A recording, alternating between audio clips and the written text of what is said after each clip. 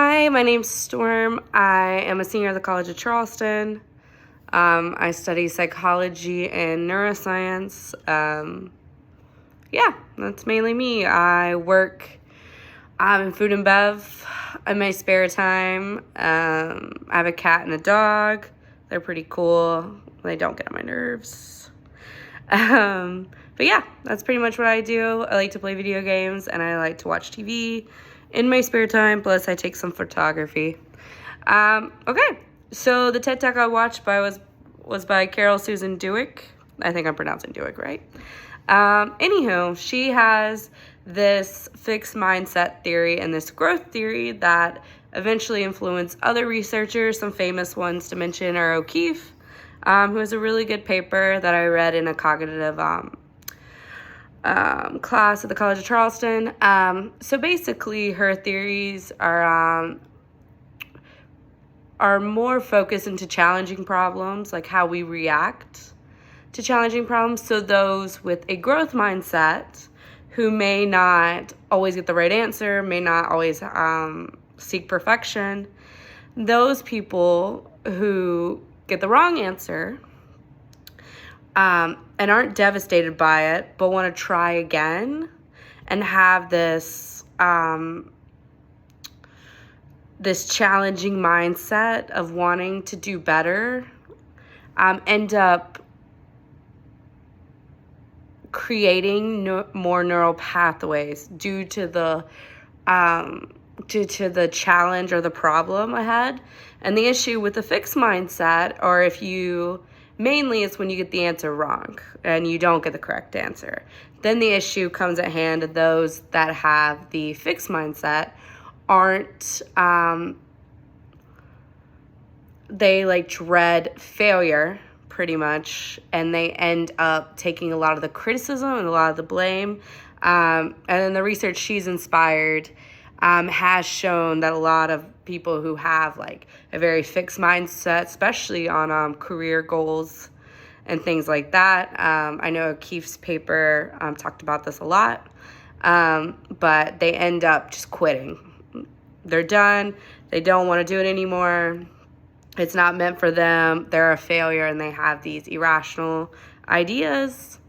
Except those with the growth mindset that are okay with failure and it's fine not getting the right answer, end up creating those more neural pathways and end up learning a lot more.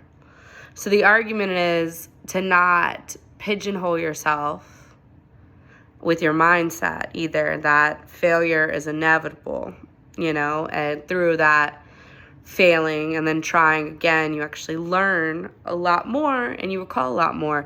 Those in the fixed mindset, another interesting point that Dewck brought up is that people who have a fixed mindset are more likely to cheat, which is kind of interesting, is that they're so concerned with getting the right answer, not how you got the answer, not why you got the answer, but they just want to be right. They just want to be praised.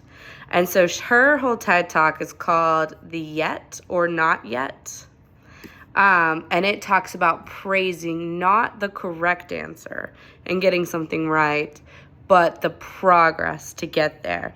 And through her studies with a lot of schools that are, most people would consider underfunded or lack of skills or lack of proficiency in students, or basically just bad at testing. And she wanted to see if you changed the reward system and you praised based on how far you came, or rather than just getting the correct answer, just getting the answer correct, then how that would change. And she has shown within just a year to 2 years, each of these schools had jumped drastically in their performance and even outperformed affluent, as she would call them, affluent communities, even in Washington State. So a lot of her information is great to be used in the educational system maybe instead of focusing on just getting the correct answer, or in math class where it is either this or it isn't that, maybe just, understanding how you got there, and if it's wrong, and giving some points or some praise on that could really help. Carol Susan's pretty interesting, or Carol Dewck Susan is is a pretty interesting person. She still is teaching at 75 at Stanford University. She went to pretty affluent institutions, Columbia, Stanford, Harvard, all of those. She's gotten a lot of awards basically for her theories and motivation and mindsets, and how that pretty much affects adolescence, educational system, things like that. And she's gotten a lot of honors as well. And like I said, she's influenced a lot of other works in the same field. But yeah. She basically talks about promoting motivation as opposed to performance. She's a big proponent of that. She's a very famous social psychologist. Let's see, what was the other question? What other questions would you have for the friend if they could have a conversation with them? Oh, I would wonder how applicable her theory would actually be. There is some criticism with her, and that her studies are not replicable. Other people argued that it's easier to replicate it in like a classroom setting than it is like in a lab setting. However, I would be curious to how her effects on motivation really help people in older demographics. I mean, she mainly focuses on children, which it's much easier for children, with their neuroplasticity, to have new neural pathways to create